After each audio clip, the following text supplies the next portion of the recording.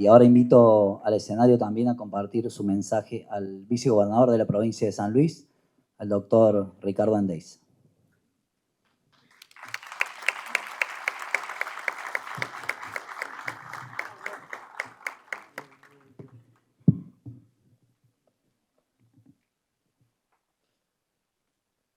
Bueno, ante todo, bienvenidos a nuestro hermoso San Luis, a este hermoso Potrero de los Funes, a quienes nos visitan desde otras provincias y también a todos los sanluiseños, a todos los comprovincianos que desde todos los puntos de la provincia se han dado cita. Realmente es muy grato para mí estar aquí en este Congreso de Comunicación Digital CPD 2025. También agradecer muy especialmente a todos los equipos de comunicación del gobierno de la provincia, que como bien lo decía Pablo, han hecho un laburazo para que hoy estemos aquí en esta jornada que seguramente va a ser tan importante. Equipo que lo menciono como equipo de comunicación, pero que en mi caso son casi todos amigos muy queridos y muy buena gente. Así que gracias también a ellos. Agradezco muy especialmente la invitación que me han hecho, tanto Pablo, en su carácter de director de Enter, y Diego Masi, formalmente tenemos que decir secretario de Comunicación de la provincia, Diego Masi, amigo y compañero de alguna que otra batalla que realmente tiene que ver con la libertad de expresión y con cuestiones que interpelan precisamente esto, cómo los paradigmas de libertad de expresión, de acceso a información y demás, se vieron conmovidos con la irrupción de los medios digitales. Así que realmente para mí es un gusto. Así que gracias Pablo, gracias Diego. Bueno, formo parte como vicegobernador de la provincia de un equipo de gobierno que ha puesto a la educación y a la capacitación permanente en el centro de sus políticas públicas.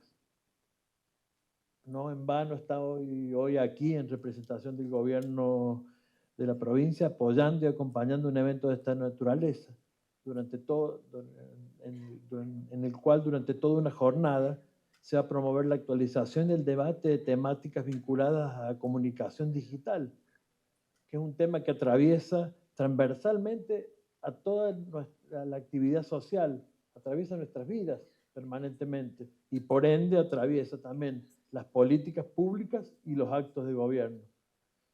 Es fundamental que nos detengamos a pensar en estos temas. Como anticipaba Pablo, afirmar que el mundo cambia a un ritmo vertiginoso es una obviedad.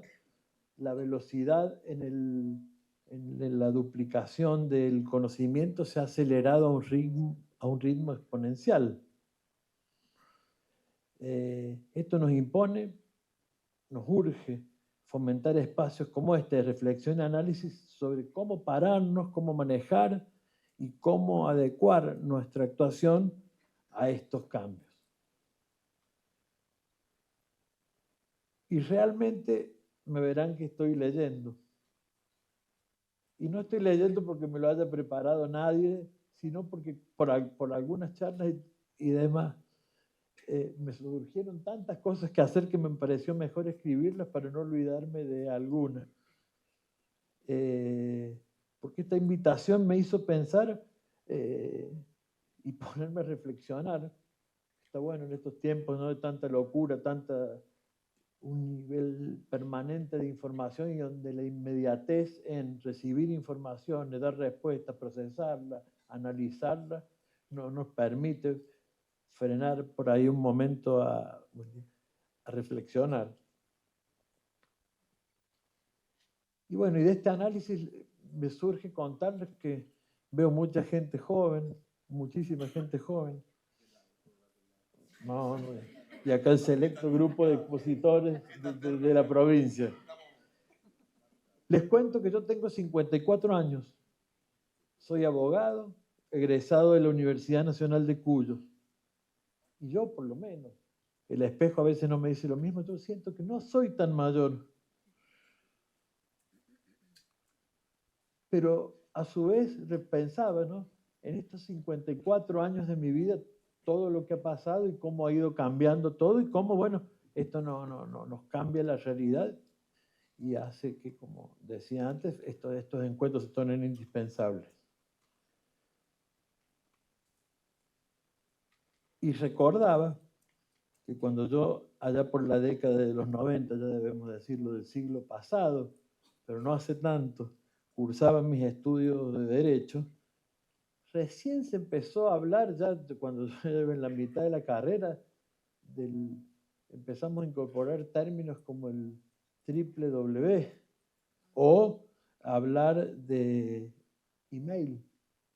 Y todo ello asociado, que todavía lo tengo acá, con el sonido de un módem que se conectaba por una línea de teléfono, una fija, exactamente, o ir a quienes nos tocaba ser estudiantes, tal vez ir a un locutorio para alquilar una compu 15 minutos para mandarle un mail a un amigo que estudiaba yo estudié en Mendoza, en Córdoba, por ejemplo, y mandarnos un mail.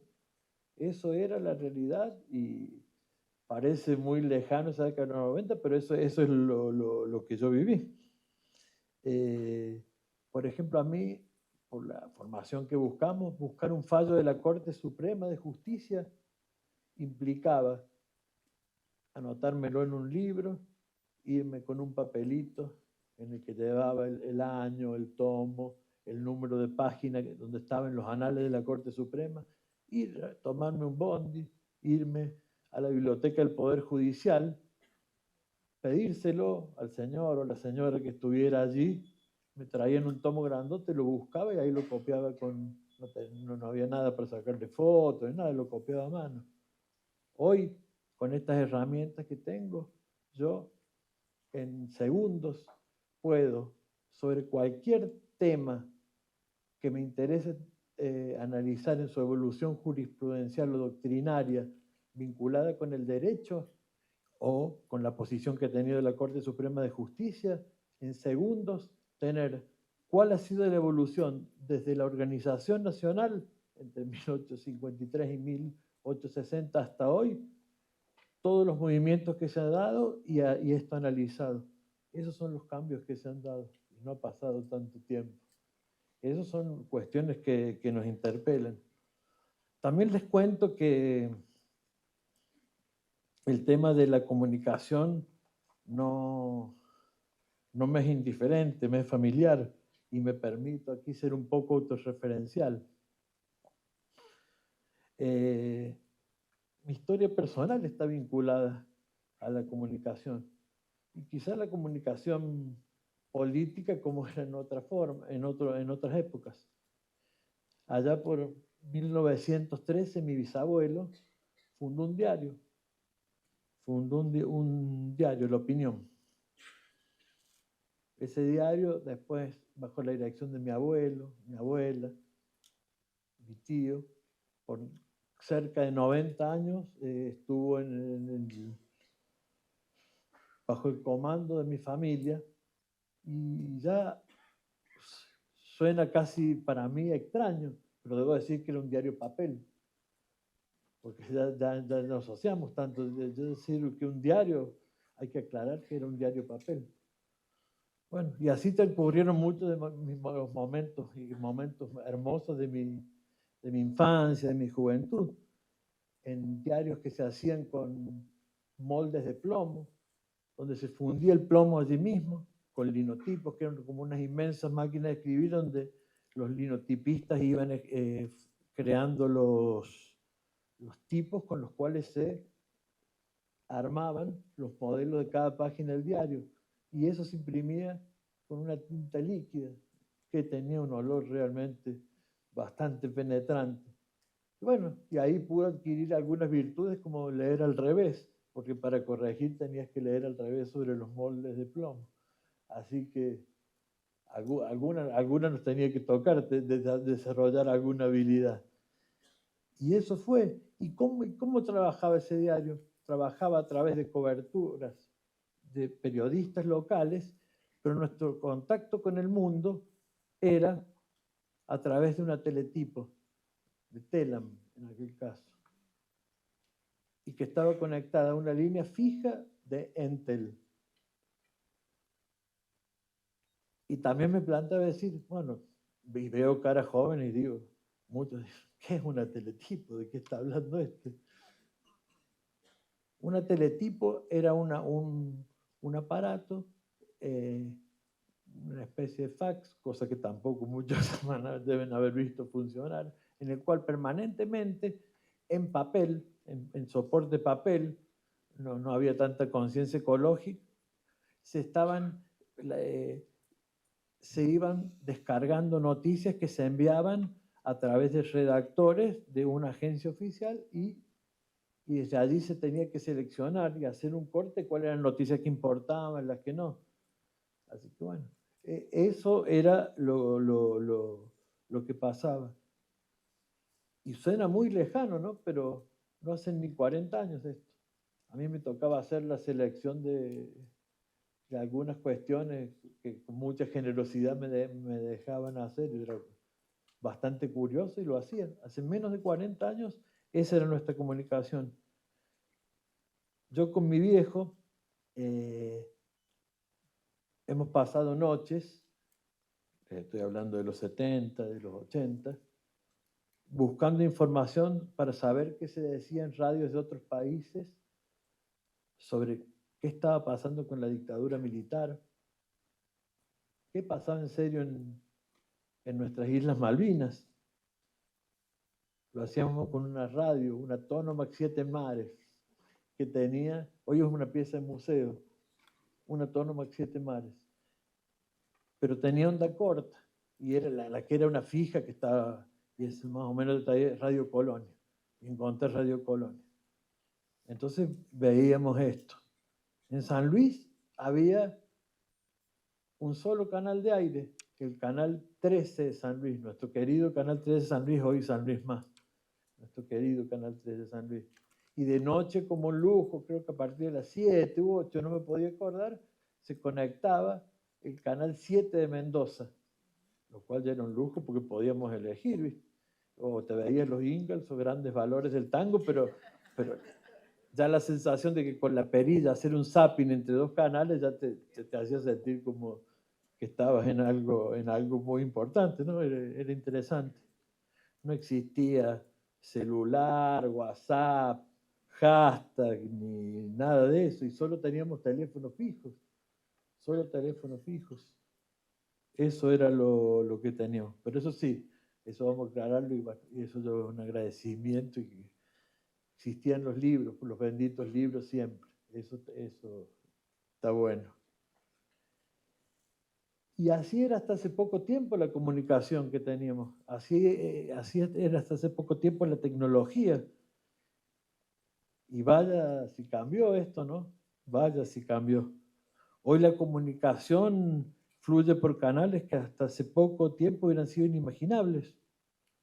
Hoy cada uno de ustedes está acá sentado. Están todos comunicados o con la posibilidad de comunicarse con el mundo. Me decían ahí, a no más de 30 centímetros la mayoría de ustedes tienen un celular con acceso a internet que nos permite tener cualquier información y comunicarnos con cualquier lugar del mundo. ¿Cómo cambió, no? De eso de buscar Radio Colonia de noche en el medio de las interferencias para ver qué estaba pasando aquí, a eso. Bueno, ese es el presente que vivimos. Yo tengo un hijo de 21 años, el Juan Manuel. El Juan Manuel, para mí es un niño, pero yo sé que es un joven tampoco. Pero mi hijo tiene 21 años. ¿Y qué debemos decir ahí? Diego me pasaba algunos datos. Dice, nació el mismo año que Facebook. Mi hijo es 2 años más grande que Twitter o X, como se llama ahora. Es 5 años más grande que WhatsApp. 6 años mayor que Instagram. 12 años mayor que TikTok y nació 19 años antes de que Starlink llegara a la Argentina. Esos son los cambios y en 2 décadas ocurrió toda esta revolución que precisamente nos tiene aquí. Ha cambiado bastante la cosa, ¿no? Y tenemos también ahora este fenómeno del streaming, que es un inmenso medio de difusión de ideas. Y los otros días me permito ahí recordar, veía al maestro Alejandro Dolina tratar de explicar qué era el streaming. Y él llegaba a la reflexión, seguramente con muchísima más gracia de la que yo puedo ponerle, de decir que él pensaba que podíamos definir el streaming como una televisión de bajo costo. Esa era la definición de streaming, pero más allá de esto, ¿qué herramienta, qué canal nuevo y qué reciente que es en el que ha cambiado todo, ¿no? Bueno, y ahí lo anticipaba Pablo, la inteligencia artificial. ¿Cómo ha irrumpido en una forma brutal y creo que para quedarse y es una herramienta formidable, ¿no? Pero bien utilizada, bien comprendida. Esto es un pensamiento personal mío, entiendo que entendida como una herramienta precisamente, no como alguien que dirija nuestras acciones, todo, que siempre debe haber un humano atrás que tenga el comando, ¿no? Y esta herramienta es formidable, pero a su vez nos obliga a estar alertas para cumplir con la obligación que como Estado tenemos constitucional y convencionalmente de cumplir con las garantías de asegurar el acceso a la información. Está muy bueno para asegurar el acceso a la información, pero ojo, no a cualquier información, porque la obligación, primero, constitucional y convencional, y esta obligación constitucional y convencional no está puesta porque sí, sino es para asegurar la existencia de Estado de Derecho, de República, tiene que ser información veraz. Y a su vez, estas son cuestiones que sin entrar en detalles hoy son muy presentes, muy actuales, tenemos que garantizar la sagrada libertad de expresión, una de cuyas aristas es la prohibición de la censura previa. Y esto nos obliga a quienes ejercemos funciones de gobierno o de responsabilidad institucional a estar atentos a los cambios que se dan en lo que durante décadas fueron esquemas rígidos que marcaron los paradigmas por los cuales debíamos cumplir nuestra obligación republicana, establecida en el artículo 1 de la Constitución Nacional, que establece que la nación argentina adopta para su gobierno la forma representativa republicana federal, y el artículo 2 de la Constitución de San Luis, que también marca la forma republicana, uno de cuyos elementos es la publicidad de los actos de gobierno.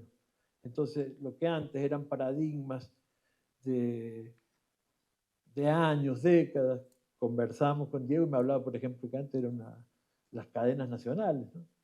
Ahora se ha roto todo y cómo con las vías de comunicación son otras y día a día cambian, así que tenemos que estar actualizados. Creo que todo esto, dicho desde mis jóvenes 54 años, marcando la experiencia, por un lado, marca los interrogantes que se me pueden plantar a mí como ciudadano. No soy especialista en la materia, pero me interesa, me atrae. Y nos marca a su vez y nos interpela sobre todos los desafíos que tenemos por delante. Bueno, espero no haberlos aburrido con el relato de mis vivencias individuales que hacen a lo que a cómo ha ido ocurriendo o cómo ha ido atravesando mi vida esta revolución. Y les deseo a todos los participantes, agradeciendo, acá hay algunos de los expositores tan calificados, y les deseo un gran y fructífero congreso, y seguramente de aquí por lo menos vamos a dar un paso inicial o un paso adelante para tener respuestas a muchas de estas cuestiones que es la realidad de estas múltiples plataformas, canales, velocidad en la duplicación del conocimiento y la información nos va generando. Bueno, les agradezco muchísimo de nuevo a los organizadores la invitación. Muchas gracias a ustedes por la atención. Espero que la pasen muy, muy bien. Bueno, y que tengan una muy linda y una excelente jornada de trabajo. Muchísimas gracias.